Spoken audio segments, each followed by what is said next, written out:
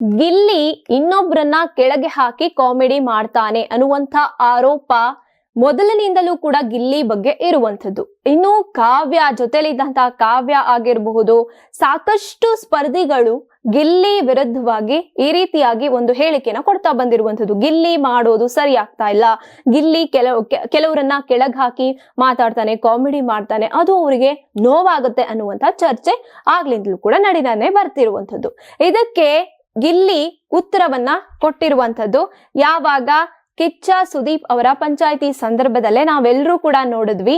ಅದಕ್ಕಿಂತ ಮುಂಚೆನೆ ಸೋಷಿಯಲ್ ಮೀಡಿಯಾದಲ್ಲಿ ಆಗಿರಬಹುದು, ಗಿಲ್ಲಿ ಅಭಿಮಾನಿಗಳಾಗಿರ್ಬಹುದು, ಇದರ ಕುರಿತಾಗಿ ಮಾತಾಡೋದಕ್ಕೆ ಶುರು ಮಾಡಿದ್ವಿ. ಏನು ಅಂದ್ರೆ ಗಿಲ್ಲಿ ಮಾಡ್ತಾ ಇರೋದು ಸರಿಯಾಗೇ ಇದೆ, ಗಿಲ್ಲಿ ಯಾರನ್ನು ಕೂಡ ಕೆಳಗಿಟ್ಟು ಮಾತಾಡೋದಿಲ್ಲ, ಕಾಮಿಡಿ ಮೂಲಕ ಯಾವ ವ್ಯಕ್ತಿ ಎಂಥವನು ಅನ್ನೋದನ್ನ ಅವರಿಗೆ ಅರ್ಥ ಮಾಡಿಸ್ತಾರೆ, ಅದು ಗಿಲ್ಲಿಯ ಸ್ಟ್ರಾಟರ್ಜಿ, ಗಿಲ್ಲಿ ಇರೋದೇ ಹಾಗೆ ಅನ್ನುವಂಥದ್ದು ಗಿಲ್ಲಿ ಅಭಿಮಾನಿಗಳಿಗೆ, ಬಿಗ್ ಬಾಸ್ ವೀಕ್ಷಕರಿಗೆ ಆರಾಮಾಗಿ ಗೊತ್ತೇ ಇದೆ. ಆದ್ರೆ ಅಲ್ಲಿರುವಂತ ಸ್ಪರ್ಧಿಗಳಿಗೆ ಅದು ಅರ್ಥ ಆಗ್ತಾ ಇಲ್ವಾ ಏನೋ ಗೊತ್ತಿಲ್ಲ.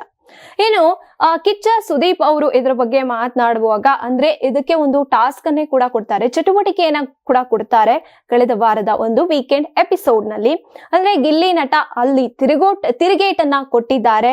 ಅಲ್ಲಿ ಇದ್ದಂತಹ ಅಭಿಮಾನಿಗಳ ರಿಯಾಕ್ಷನ್ಸೇ ಹೇಳುತ್ತೆ ಗಿಲ್ಲಿ ಸರಿಯೋ ತಪ್ಪೋ ಅಂತ. ನೀವೆಲ್ಲರೂ ಕೂಡ ನೋಡಿರ್ತೀರಾ, ಅದು ಕಾಮಿಡಿ ಅಲ್ಲ ಸತ್ಯ ಅಂತ ಗಿಲ್ಲಿ ನಟ ಎದುರೇಟನ್ನ ಎಲ್ಲರ ಮುಂದೆ ಯಾರ್ಯಾರು ತಮ್ಮ ಹೆಸರನ್ನ ಅಂದ್ರೆ ಗಿಲ್ಲಿ ಅವಮಾನ ಮಾಡ್ತಾನೆ ಮಾತಾಡೋದ್ರ ಮೂಲಕ, ಅದು ನೋವಾಗತ್ತೆ ಕಾಮಿಡಿ ಮಾಡಿದಾಗ ಅಂತ ಹೇಳಿದವರಿಗೆ ಗಿಲ್ಲಿ ಕೊಟ್ಟಂತಹ ಉತ್ತರಕ್ಕೆ ಅಲ್ಲಿದ್ದಂತ ಅಭಿಮಾನಿಗಳು ಅಥವಾ ಆಡಿಯನ್ಸ್ ಏನು ಶಿಲ್ಲೆ ಚಪ್ಪಾಳೆಯನ್ನ ಹೊಡೆದ್ರಲ್ಲ, ಅಲ್ಲಿದ್ದಂತಹ ಸ್ಪರ್ಧಿಗಳಿಗೆ ಉತ್ತರ ಸಿಕ್ಕಿರುತ್ತೆ. ಅಂದ್ರೆ ಗಿಲ್ಲಿ ಸರಿಯಾಗಿನೇ ಅಂದ್ರೆ ಸರಿಯಾದ ದಾರಿಯಲ್ಲಿಯೇ ಹೋಗ್ತಾ ಇರುವುದು. ಗಿಲ್ಲಿ ಎಲ್ರನ್ನು ಕೂಡ ಹೀಯಾಳಿಸ್ತಾನೆ, ಎಲ್ರನ್ನು ಕೆಳಗ್ ಹಾಕಿ ಕಾಮಿಡಿ ಮಾಡ್ತಾನೆ ಅಂತ ಆಗಾಗ ಒಬ್ರಲ್ಲ ಒಬ್ರು ಹೇಳ್ತಾನೆ ಇರ್ತಾರೆ. ಈ ಆರೋಪಕ್ಕೆ ಕಿಚ್ಚ ಸುದೀಪ್ ಅವರ ಮುಂದೆನೆ ಗಿಲ್ಲಿ ನಿಂತ್ಕೊಂಡು ಉತ್ತರವನ್ನ ನೀಡಿದಂಥದ್ದು. ನಾನು ಕಾಮಿಡಿ ಮೂಲಕ ಸತ್ಯ ಹೇಳ್ತೀನಿ ಅಂತ ಗಿಲ್ಲಿ ನಟ ಕ್ಲಾರಿಟಿಯನ್ನ ಕೂಡ ಕೊಟ್ರು. ಅದು ಜನತೆಗೆ ಗೊತ್ತಿರುವಂತಹ ಕ್ಲಾರಿಟಿನೇ. ಆ ಕ್ಲಾರಿಟಿ ಸ್ಪರ್ಧೆಗಳಿಗೆ ಇನ್ನ ಸಿಕ್ಕಿಲ್ಲ. ಅಲ್ಲಿದ್ದಂತ ಸ್ಪರ್ಧೆಗಳನ್ನ ನಾವೆಲ್ಲರೂ ನೋಡಿದ್ವಿ ಅಲ್ವಾ, ನೀವು ಕೂಡ ನೋಡಿರ್ತೀರಾ. ಗಿಲ್ಲಿ ಆ ರೀತಿಯಾಗಿ ಉತ್ತರವನ್ನ ಕೊಟ್ಟಾಗ ಆಡಿಯನ್ಸ್ ಅದನ್ನ ಸಖತ್ತಾಗಿ ಎಂಜಾಯ್ ಮಾಡ್ತಾ ಇದ್ರೆ, ಅಲ್ಲಿದ್ದಂತಹ ಸ್ಪರ್ಧಿಗಳು ಕಂಗಾಲಾಗಿ ನೋಡ್ತಾ ಇದ್ರು. ಓಕೆ, ನಾವೇನೋ ತಪ್ಪು ಮಾಡಿರ್ಬಹುದೇನೋ ಅನ್ನೋ ರೀತಿಯಾಗಿ. ಸೊ ಆಡಿಯನ್ಸ್ಗೆ ಗೊತ್ತು ಯಾರ್ಯಾರು ಹೇಗೆ ನಡೀತಾ ಇದ್ದಾರೆ ಆ ಒಂದು ಬಿಗ್ ಬಾಸ್ ಅನ್ನುವಂತಹ ವ್ಯಕ್ತಿತ್ವದ ಆಟದಲ್ಲಿ ಅಂತ. ಗಿಲ್ಲಿ ನಟ ಕೊಟ್ಟಂತಹ ಕ್ಲಾರಿಟಿಗೆ ಲೈವ್ ಅಲ್ಲಿ ಕೂತಿದ್ದಂತಹ ಆಡಿಯನ್ಸ್ ಸಹ ಶಿಳ್ಳೆ ಚಪ್ಪಾಳೆಯನ್ನ ಹೊಡೆದಿದ್ದಂಥದ್ದು ಅಲ್ಲಿದ್ದಂತ ಏನು ಕೂತಿದ್ರಲ್ಲ ಸ್ಪರ್ಧಿಗಳಿಗೆ ಮಕ್ಕರ್ ಮಾಡ್ದ ಹಾಗಾಗಿದೆ. ಏನೋ ಅದ್ರ ಬಗ್ಗೆ ಸೀರಿಯಸ್ ಆಗಿ ಮಾತಾಡ್ಬೋದಾಗಿತ್ತು. ಏನು ಅಶ್ವಿನಿ ಗೌಡ ಅವರ ಒಂದು ಆಸೆ ಇತ್ತು, ಗಿಲ್ಲಿಗೆ ಪಕ್ಕ ಈ ಸಲ ಕ್ಲಾಸ್ ಆಗೇ ಆಗುತ್ತೆ ಅನ್ನುವುದಾಗಿ ಅಶ್ವಿನಿ ಗೌಡ ಅವರು ಕಾಯ್ದು ಕೂತಿದ್ರು. ಅಂದ್ರೆ ಈ ಸಲ ಪಕ್ಕ ಗಿಲ್ಲಿ ಸರಿಯಾಗಿ ವಹಿಸ್ಕೋತಾನೆ, ಆಡಿಯನ್ಸ್ಗೆ ಕೂಡ ಗಿಲ್ಲಿ ಬಗ್ಗೆ ನೆಗೆಟಿವ್ ಆಗಿ ಒಂದು ಇಮೇಜ್ ಮೂಡುತ್ತೆ ಅಂತ ಕಾಯ್ಕೊಂಡ್ ಕೂತಿದ್ರು. ಆ ರೀತಿಯಾಗಿ ಸುದೀಪ್ ಅವರು ಮಾತಾಡ್ಬೋದಾಗಿತ್ತು. ಆದ್ರೆ ಈ ವಿಚಾರದಲ್ಲಿ ಸುದೀಪ್ ಸರ್ ಯಾವುದೇ ಒಂದು ವಿಚಾರವನ್ನ ಮಾತಾಡ್ಲೇ ಇಲ್ಲ. ಅದನ್ನ ಅವ್ರವರಿಗೆ ಕೂಡ ಬಿಟ್ರು. ಅವರೇ ಪ್ರಶ್ನೆಯನ್ನ ಕೇಳ್ಕೊಳ್ಳಿ, ನೀವೇ ಉತ್ತರವನ್ನ ಕೊಡಿ, ಜನತೆ ಅದಕ್ಕೆ ನಿರ್ಧಾರವನ್ನ ಮಾಡ್ತಾರೆ.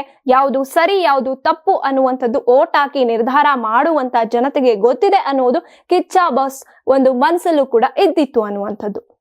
ಇನ್ನು ಶೇಪ್ ಔಟ್ ಆಗಿದ್ದಂತೂ ಪಕ್ಕ ಅಲ್ಲಿದ್ದಂತಹ ಸ್ಪರ್ಧೆಗಳಿಗೆ ಇನ್ಕ್ಲೂಡಿಂಗ್ ಕಾವ್ಯ. ಇನ್ನು ನಿನ್ನೆ ಒಂದು ಎಪಿಸೋಡ್ ಅಲ್ಲಿ ನೋಡಿರ್ತೀರಿ ನೀವೆಲ್ಲರೂ, ರಕ್ಷಿತಾ ಕೂಡ ಗಿಲ್ಲಿ ಮತ್ತೆ ಕಾವ್ಯ ವಿರುದ್ಧ ತಿರುಗಿ ಬಿದ್ದಿರೋ ತರ ಕಾಣಿಸ್ತಾ ಇದೆ. ಇದು ಎಲ್ಲೋ ಒಂದ್ ಕಡೆ ಗಿಲ್ಲಿ ಅಭಿಮಾನಿಗಳಿಗೆ ಮತ್ತೆ ರಕ್ಷಿತಾ ಅಭಿಮಾನಿಗಳಿಗೂ ವಾಟ್ ಇಸ್ ದಿಸ್ ಅನ್ನೋ ಹಾಗೆ ಒಂದು ಅಭಿಪ್ರಾಯ ಮೂಡಿರುವಂತದ್ದು.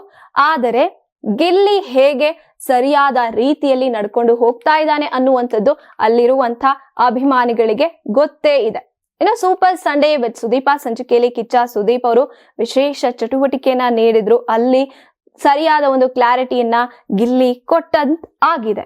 ಏನು ಅಶ್ವಿನಿ ಗೌಡ ಅವರು ಏನು ಕಾಯ್ಕೊಂಡು ಕೂತಿದ್ರಲ್ವಾ, ಅವರಿಗೆ ಸರಿಯಾಗಿ ಮಕ್ಕರಾಗಿರುವಂತದ್ದು. ಇನ್ನೂ ಕೂಡ ಆ ಎಪಿಸೋಡ್ ಆದ್ಮೇಲೂ ಕೂಡ ಅಶ್ವಿನಿ ಗೌಡ ಅವರು ಇನ್ನೂ ನೋವಲ್ಲೇ ಇದ್ದಾರೆ. ಏನಾಗ್ತಿದೆ, ನಂಗೆ ತುಂಬಾ ನೋವು ಆಗ್ತಿದೆ, ಏನಾಗ್ತಿದೆ ಅಂತ ನಂಗೆ ಗೊತ್ತಾಗ್ತಿಲ್ಲ ಅನ್ನುವಂಥದ್ದು. ಅದು ಅವರ ಒಂದು ಗಿಲ್ಲಿ ಬಗ್ಗೆ ಏನ್ ಅಂದ್ಕೊಂಡಿದ್ರು ಅಂದ್ರೆ ಗಿಲ್ಲಿಯನ್ನ ಒಟ್ನಲ್ಲಿ ನೆಗೆಟಿವ್ ಆಗಿ ಎಲ್ಲರೂ ಕೂಡ ಇಮೇಜ್ ಅನ್ನ ಕ್ರಿಯೇಟ್ ಮಾಡಬೇಕು, ಗಿಲ್ಲಿಯನ್ನ ಬೈಬೇಕು, ಗಿಲ್ಲಿಯನ್ನ ದೋಷಿಸ್ಬೇಕು ಅನ್ನುವಂಥದ್ದು ಅವರ ತಲೆಯಲ್ಲಿ ಇದ್ದಿದ್ದಂಥದ್ದು. ಅದಕ್ಕಾಗಿನೇ ಕ್ಯಾಪ್ಟನ್ ಆಗುವಂತ ಒಂದು ಆಸೆನೆ ಬಿಟ್ಕೊಟ್ರು. ಅಷ್ಟರ ಮಟ್ಟಿಗೆ ಆ ಅಮ್ಮ ಎಷ್ಟು ವಿಚಿತ್ರ ಅಂತಾನೆ ಹೇಳ್ಬಹುದು. ಕ್ಯಾಪ್ಟನ್ ಅಂತ ಒಂದು ಮೊದಲ ಮಹಿಳಾ ಕ್ಯಾಪ್ಟನ್ ಆಗ್ಬಹುದು ಅನ್ನುವಂತ ಆಸೆನೆ ಬಿಟ್ಟು ಅದೇನೇನ್ ಮಾತಾಡ್ತಾನೆ ಗಿಲ್ಲಿ ಮಾತಾಡ್ಲಿ, 12 ನಿಮಿಷ ಆಗಿದೆ, ಆಯ್ತು ಪರವಾಗಿಲ್ಲ, ಅವನೇನೇನ್ ಮಾತಾಡ್ಲಿ, ಅದಕ್ಕೆ ವೀಕೆಂಡ್ ಅಲ್ಲಿ ಕ್ಲಾಸ್ ತಗೊಂಡ್ಲಿ ಅನ್ನುವಂಥದ್ದು ಅವರ ಉದ್ದೇಶ ಆಗಿತ್ತು. ಅದನ್ನ ನಿನ್ನೆ ನಮ್ಮ ಎಪಿಸೋಡ್ ನ ನೀವು ನೋಡಿದ್ರು ಕೂಡ ನಿಮ್ಗೆ ಗೊತ್ತಾಗಿರುತ್ತೆ. ಆದ್ರೆ ಅದ್ಯಾವುದು ಆಗ್ಲಿಲ್ಲ.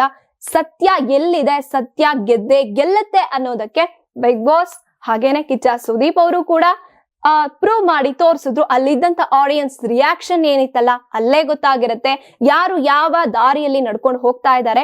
ನ್ಯಾಯವಾಗಿ ನಡೀತಾ ಇರುವಂತಹ ದಾರಿಗೆ ನ್ಯಾಯ ಸಿಗುತ್ತೆ ಅನ್ನುವಂಥದ್ದು.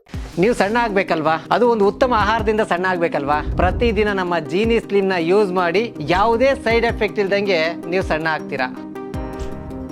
ನಿಮಗೆ ಮಾಧ್ಯಮದಲ್ಲಿ ಕೆಲಸ ಮಾಡುವ ಆಸಕ್ತಿ ಇದೆಯಾ? ಹಾಗಾದ್ರೆ ಕರ್ನಾಟಕ ಟಿವಿ ಡಿಜಿಟಲ್ ಮೀಡಿಯಾದಲ್ಲಿದೆ ನಿಮಗೆ ಒಳ್ಳೆಯ ಅವಕಾಶ.